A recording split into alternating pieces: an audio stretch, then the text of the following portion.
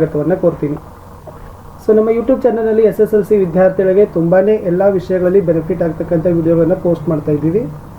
So ಇವತ್ತು ಕೂಡ ಉಡುಪಿ ಜಿಲ್ಲೆಯವರು ಒಂದು ಜಿಲ್ಲಾ ಮಟ್ಟದ ಪೂರ್ವ ಸಿದ್ಧತಾ ಪರೀಕ್ಷೆಯನ್ನು 2 ಫೆಬ್ರವರಿ 2023ಕ್ಕೆ ಗುರುವಾರದಂದು ಮಾಡಿದ್ದಾರೆ.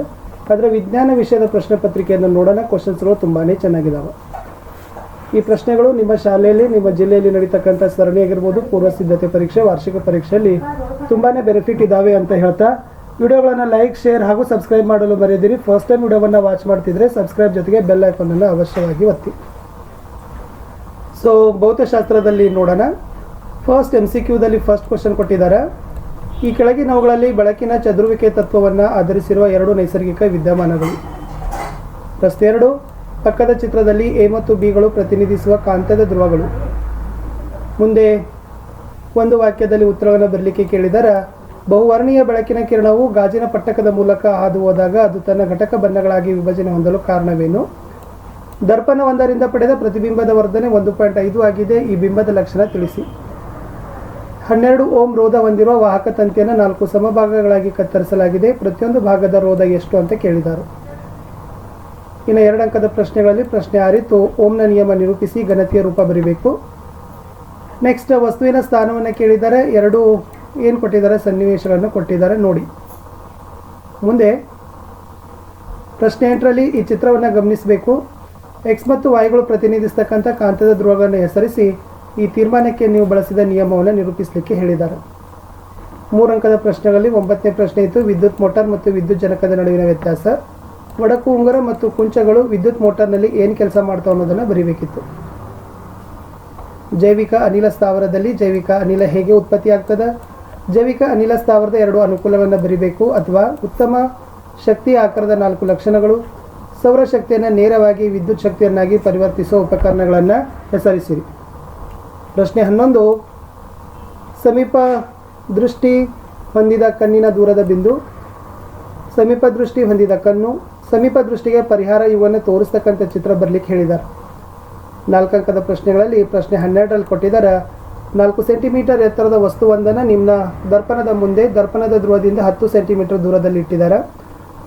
ಈಗ ಉಂಟಾದ ತಲೆಕೆಳಗಾದ ಸತ್ಯ ಪ್ರತಿಬಿಂಬದ ವರ್ಧನೆ 3 ಆಗಿದ್ದರೆ ದರ್ಪಣದ ಸಂಗಮ ದೂರ ಹಾಗೂ ಪ್ರತಿಬಿಂಬದ ಎತ್ತರ ಕಂಡುಹಿಡಬೇಕು. 13ರಲ್ಲಿ ಇತ್ತು ರೋಧಕಗಳ ಸರಣಿ ಜೋಡಣೆ ಅಂದರೆ ಏನು? ಇನ್ನೊಂದು ಕ್ವಶನ್ ಇದೆ, R1 R2 ಮತ್ತು R3 ರೋಧ ಹೊಂದಿದ 3 ರೋಧಕಗಳನ್ನು ಒಂದು ವಿಭವಾಂತರಕ್ಕೆ ಸರಣಿಯಲ್ಲಿ ಜೋಡಿಸಿದಾಗ ಮಂಡಲದಲ್ಲಿನ ಒಟ್ಟು ರೋಧ ಕಂಡುಹಿಡಿತಕ್ಕಂಥ ಸೂತ್ರವನ್ನು ವ್ಯುತ್ಪನ್ನಿಸಿ ಅಂತ ಕೇಳಿದ್ದಾರೆ. ಲೆಕ್ಕ ಮಾಡಬೇಕು. ಅಥವಾ ಇದೆ ರೋಧಕಗಳ ಸರಣಿ ಜೋಡಣೆ ಮತ್ತು ಸಮಾಂತರ ಜೋಡಣೆ ನಡುವಿನ 2 ವ್ಯತ್ಯಾಸಗಳನ್ನು ಬರೀಬೇಕು. ಅಥವಾ ಇನ್ನೊಂದು ಕ್ವಶನ್ ಕೊಟ್ಟಿದ್ದಾರೆ, 6 ಓಂ ಮತ್ತು 3 ಓಂ ರೋಧ ಹೊಂದಿದ 2 ರೋಧಕಗಳ 6 ವೋಲ್ಟ್ ವಿಭವಾಂತರಕ್ಕೆ ಸಮಾಂತರವಾಗಿ ಜೋಡಿಸಿದ್ದಾರೆ. ಮಂಡಲದ ಒಟ್ಟು ವಿದ್ಯುತ್ ಪ್ರವಾಹನ ಕಂಡುಹಿಡಿಯಲಿಕ್ಕೆ ಏನು ಮಾಡಿದ್ರು ಕೇಳಿದರು. ಇಷ್ಟು ಭೌತಶಾಸ್ತ್ರದ ಪ್ರಶ್ನೆಗಳಿತ್ತು.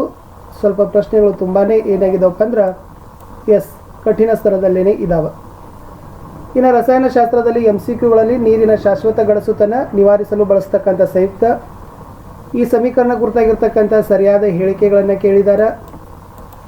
ನೆಕ್ಸ್ಟ್ ಆಧುನಿಕ ಆವರ್ತ ಕೋಷ್ಟಕದ ಒಂದು ಆವರ್ತದಲ್ಲಿ ಎಡದಿಂದ ಬಲಕ್ಕೆ ಸಾಗಿದಂತೆ ಧಾತುಗಳ ಲೋಹೀಯ ಗುಣ ಏನಾಗ್ತದಂತ ಕೇಳಿದ್ದಾರೆ. 1 ಅಂಕದ ಪ್ರಶ್ನೆಗಳಲ್ಲಿ 17ನೇ ಪ್ರಶ್ನೆ, ಸೋಡಿಯಂ ಮತ್ತು ಪೊಟ್ಯಾಷಿಯಂಗಳ ರಾಸಾಯನಿಕ ಗುಣಗಳಲ್ಲಿ ಹೋಲಿಕೆ ಕಂಡು ಬರ್ತದ ಕಾರಣ ತಿಳಿಸಬೇಕು. 18, ಒಬ್ಬ ವಿದ್ಯಾರ್ಥಿ ಮೇಣದ ಬತ್ತಿಯ ಹಳದಿ ಜ್ವಾಲೆಯೊಂದಿಗೆ ಹಾಗೂ LPG ನೀಲಿ ಜ್ವಾಲೆಯೊಂದಿಗೆ ಉರಿಯೋದನ್ನು ಗಮನಿಸ್ತಾನೆ. ಈ ಜ್ವಾಲೆಗಳ ಬಣ್ಣಗಳಲ್ಲಿನ ವ್ಯತ್ಯಾಸಕ್ಕೆ ಕಾರಣ ಕೊಡಬೇಕಿತ್ತು. 19ನೇದು, ಈ ಆವರ್ತ ಕೋಷ್ಟಕವನ್ನು ಗಮನಿಸಬೇಕು. ಇದರಲ್ಲಿ ಅತಿ ಹೆಚ್ಚು ಮತ್ತು ಅತಿ ಕಡಿಮೆ ಪರಮಾಣು ಗಾತ್ರ ಹೊಂದಿದ ಧಾತುಗಳನ್ನು ಬರೀಬೇಕಿತ್ತು. 2 ಅಂಕದ ಪ್ರಶ್ನೆಗಳಲ್ಲಿ ಪ್ರಶ್ನೆ 20 ಕೇಳಿದ್ದಾರೆ. ಈ ಕೆಳಗಿನ ಹೈಡ್ರೋಕಾರ್ಬನ್ಗಳ ಅನುಸೂತ್ರ ಮತ್ತು ರಚನಾ ವಿನ್ಯಾಸ ಬರೀಬೇಕಿತ್ತು. ಸೈಕ್ಲೋಹೆಕ್ಸೇನ್ ಮತ್ತು ಬೆಂಜಿನ್. 21ನೇ ಪ್ರಶ್ನೆ, ಸಾರರಿಕ್ತ ಸಲ್ಫ್ಯೂರಿಕ್ ಆಮ್ಲದೊಂದಿಗೆ ಸತುವಿನ ಚೂರುಗಳ ವರ್ತನೆಯನ್ನು ತೋರಿಸ್ತಕ್ಕಂಥ ಪ್ರಯೋಗದ ಉಪಕರಣಗಳ ಜೋಡಣೆ ಚಿತ್ರವನ್ನು ಬರೀಬೇಕಿತ್ತು. ತಾಮ್ರದ ವಿದ್ಯುತ್ ವಿಭಜನೆ ಶುದ್ಧೀಕರಣವನ್ನು ತೋರಿಸ್ತಕ್ಕಂಥ ಪ್ರಯೋಗದ ಉಪಕರಣಗಳ ಜೋಡಣೆ ಚಿತ್ರ ಬರೆದು ಭಾಗ ಗುರುತಿಸಬೇಕು. 3 ಅಂಕದ ಪ್ರಶ್ನೆಗಳಲ್ಲಿ 23ನೇ ಪ್ರಶ್ನೆ ಇತ್ತು, ರಾಸಾಯನಿಕ ಸ್ಥಾನಪಲ್ಲಟ ರಾಸಾಯನಿಕ ದ್ವಿಸ್ಥಾನಪಲ್ಲಟಗಿಂತ ಹೇಗೆ ಭಿನ್ನ? ಪ್ರತಿಯೊಂದನ್ನು ಒಂದು ಉದಾಹರಣೆಯೊಂದಿಗೆ ಬರೆಯಿರಿ. ಅಥವಾ ರಾಸಾಯನಿಕ ವಿಭಜನೆ ರಾಸಾಯನಿಕ ಸಂಯೋಗಕ್ಕಿಂತ ಹೇಗೆ ಭಿನ್ನ? ಪ್ರತಿಯೊಂದನ್ನು ಒಂದು ಉದಾಹರಣೆಯೊಂದಿಗೆ ಬರಲಿಕ್ಕೆ ಕೇಳಿದ್ದಾರೆ. 24ನೇ ಪ್ರಶ್ನೆ, ರಚನಾ ಸಮಾಂಗಿ ಅಂದರೆ ಏನು? ಬ್ಯೂಟೇನಿನ ಸಮಾಂಗಿಗಳನ್ನು ಬರಿಬೇಕು. ಅಥವಾ ಎಸ್ಟ್ರೀಕರಣ ಕ್ರಿಯೆ ಎಂದರೇನು, ಎಸ್ಟರ್ನ ಎರಡು ಉಪಯೋಗಗಳನ್ನು ತಿಳಿಸಬೇಕಿತ್ತು. 25ನೇ ಪ್ರಶ್ನೆ, ಆಲ್ಕೋಹಾಲ್ಗಳಲ್ಲಿ OH ಗುಂಪು ಇದ್ದರೂ ಸಹ ಅವು OH ಅಯಾನುಗಳನ್ನು ಉಂಟು ಮಾಡೋದಿಲ್ಲ. ಈ ಲಕ್ಷಣ ತೋರಿಸುವ ಒಂದು ಚಟುವಟಿಕೆಯನ್ನು ಬರೀಬೇಕಿತ್ತು. ಇನ್ನು ರಸಾಯನಶಾಸ್ತ್ರದಲ್ಲಿ 4 ಅಂಕೆ ಪ್ರಶ್ನೆ ಕೇಳಿದ್ದಾರೆ ಅವರು. ಎಲೆಕ್ಟ್ರಾನ್ಗಳ ವರ್ಗಾವಣೆಯಿಂದ ಮೆಗ್ನೀಸಿಯಂ ಕ್ಲೋರೈಡ್ ಉಂಟಾಗತಕ್ಕಂಥದ್ದನ್ನು ವಿವರಿಸಬೇಕು. ಸತು, ಮೆಗ್ನೀಸಿಯಂ, ಬೆಳ್ಳಿ, ತಾಮ್ರ ಈ ಲೋಹಗಳ ಕ್ರಿಯಾಶೀಲತೆಯನ್ನು ಏರಿಕೆ ಕ್ರಮದಲ್ಲಿ ಬರೀಬೇಕು. ಇನ್ನು ಜೀವಶಾಸ್ತ್ರದಲ್ಲಿ MCQ ಕೇಳಿದರೆ ಕಾರ್ಬನ್ ಡೈಆಕ್ಸೈಡ್, ನೀರು ಮತ್ತು ಶಕ್ತಿಯನ್ನು ನೀಡತಕ್ಕಂಥ ಪೈರುವೇಟ್ ವಿಭಜನೆ ಇಲ್ಲಿ ಕಂಡುಬರ್ತದೆ. ಸ್ವಾಭಾವಿಕ ವ್ಯವಸ್ಥೆಯ ಮತ್ಸ್ಯಾಗಾರ ಇದಕ್ಕೆ ಉದಾಹರಣೆ. ಮಾನವರಲ್ಲಿ B ಅಂಶವಾಹಿಯ ಕಂದು ಬಣ್ಣಗಳನ್ನು ಹಾಗೂ B ಅಂಶವಾಹಿಯ ನೀಲಿ ಕಣ್ಣುಗಳನ್ನು ನೀಡಿದರೆ BB ಮತ್ತು BB ಅಂಶವಾಹಿಗಳಲ್ಲಿ ಹೊಂದಿರುವ ವ್ಯಕ್ತಿಯ ಕಣ್ಣಿನ ಬಣ್ಣ ಕೇಳಿದ್ದಾರೆ. ಇನ್ನು 2 ಅಂಕದ ಪ್ರಶ್ನೆಗಳಲ್ಲಿ ಅವ್ರು ಏನು ಕೇಳಿದಾರಪ್ಪ ಅಂದರೆ 1 ಅಂಕದ 2 ಪ್ರಶ್ನೆಗಳಲ್ಲಿ ರಚನಾನುರೂಪಿ ಮತ್ತು ಕಾರ್ಯಾನುರೂಪಿ ಅಂಗಗಳನ್ನು ಹೇಗೆ ವ್ಯತ್ಯಾಸಿಸುವಿರಿ, ಓಝೋನ್ ಪದರದ ನಾಶದ ಕಾಳಜಿಗೆ ಯಾವ ತರನಾಗಿ ವಹಿಸಬೇಕಾಗಿದೆ, ಏಕೆ ಅಂತ ಕೇಳಿದ್ದಾರೆ. 2 ಅಂಕದ ಪ್ರಶ್ನೆಗಳಲ್ಲಿ 32 ಇದೆ. ವ್ಯಕ್ತಿಯೊಬ್ಬ ಊದಿಕೊಂಡಿರುವ ಕುತ್ತಿಗೆ ಮತ್ತು ಕುಂದಿದ ಚಯಾಪಚಯ ಚಟುವಟಿಕೆಗಳಿಂದ ತೊಂದರೆಗೊಳಗಾಗಿದ್ದಾನೆ. ಈ ಸಮಸ್ಯೆಗೆ ಕಾರಣ ಮತ್ತು ಪರಿಹಾರ ಬರೆಯಿರಿ. ಅಥವಾ ವ್ಯಕ್ತಿಯೊಬ್ಬ ರಕ್ತದಲ್ಲಿ ಅನಿಯಂತ್ರಿತ ಸಕ್ಕರೆ ಮಟ್ಟದ ತೊಂದರೆಯನ್ನು ಅನುಭವಿಸ್ತಾನೆ. ಈ ಸಮಸ್ಯೆಗೆ ಕಾರಣ ಮತ್ತು ಪರಿಹಾರ ತಿಳಿಸಿ.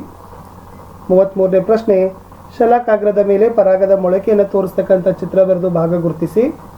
3 ಅಂಕದ ಪ್ರಶ್ನೆ ಕೇಳಿದರೆ 34ರಲ್ಲಿ ಮಾನವನ ಮೆದುಳಿನ ನೀಳಛೇದ ನೋಟದ ಚಿತ್ರ ಬರೆದು ಅದರಲ್ಲಿ ಅನುಮಸ್ತಿಷ್ಕ ಮತ್ತು ಫಾನ್ಸ್ಗಳನ್ನು ಗುರುತಿಸಬೇಕು. ಜರಾಯು ಎಂದರೇನು, ತಾಯಿಯ ದೇಹದ ಒಳಗೆ ಭ್ರೂಣ ಹೇಗೆ ಪೋಷಣೆ ಪಡೀತದ, ಅಥವಾ ಮೊಗ್ಗುವಿಕೆ, ತುಂಡರಿಕೆ ಮತ್ತು ವಿದಳನಗಳನ್ನು ವಿವರಿಸಲಿಕ್ಕೆ ಹೇಳಿದ್ದಾರೆ. 36ನೇ ಪ್ರಶ್ನೆ, ನಿಮ್ಮ ಊರಿನ ಬಳಿಯಲ್ಲಿ ಕಾಡನ್ನು ಕಡಿದು ಕಾರ್ಖಾನೆ ಸ್ಥಾಪಿಸುವ ಪ್ರಯತ್ನ ನಡೀತಾ ಇದೆ. ಅದು ಪರಿಸರವಾದಿಗಳಿಂದ ಪ್ರತಿಭಟನೆಗೆ ಒಳಗಾಗಿದೆ. ಅದರ ಪ್ರತಿಭಟನೆಯನ್ನು 3 ಕಾರಣಗಳೊಂದಿಗೆ ಸಮರ್ಥನೆಯನ್ನು ಮಾಡ್ರಿ ಅಂತ ಕೇಳಿದ್ದಾರೆ. ಇನ್ನು 4 ಅಂಕದ ಪ್ರಶ್ನೆಗಳಲ್ಲಿ 37 ಅದಲ್ಲಿ ಕೊಟ್ಟಿದ್ದಾರೆ. ದುಂಡಾದ ಹಸಿರು RRYY ಬೀಜಗಳ ಬಟಾಣಿ ಸಸ್ಯಗಳನ್ನು ಸುಕ್ಕಾದ ಹಳದಿ ಬೀಜಗಳ RRYY ಬಟಾಣಿ ಸಸ್ಯಗಳೊಂದಿಗೆ ಅಡ್ಡ ಹಾಯಿಸಿದೆ. F2 ತಳಿ ಪೀಳಿಗೆಯ ವಿವಿಧ ರೀತಿಯ ಸಸ್ಯಗಳನ್ನು ಚಕ್ಕರ್ ಬೋರ್ಡ್ ಸಹಾಯದಿಂದ ಬರೆದು ವ್ಯಕ್ತ ರೂಪದ ಅನುಪಾತವನ್ನು ಬರಿಬೇಕು. ಅಥವಾ ಪ್ರಭೇದೀಕರಣಕ್ಕೆ ಕಾರಣವಾಗತಕ್ಕಂಥ 2 ಅಂಶಗಳನ್ನು ಬರಿಬೇಕು. 5 ಅಂಕದ ಪ್ರಶ್ನೆಗಳಲ್ಲಿ ಮಾನವನಲ್ಲಿ ಇಮ್ಮಡಿ ಪರಿಚಲನೆಯನ್ನು ವಿವರಿಸಬೇಕು. ಲಾಲಾರಸ ಮತ್ತು ಜಠರಸ ಕಿಣ್ವಗಳನ್ನು ಏನು ಮಾಡಬೇಕಾಗಿತ್ತು, ಅದರಲ್ಲಿ ಹೆಸರಿಸಬೇಕು ಅಂತ ಕೇಳಿದ್ದಾರೆ. ಇಷ್ಟು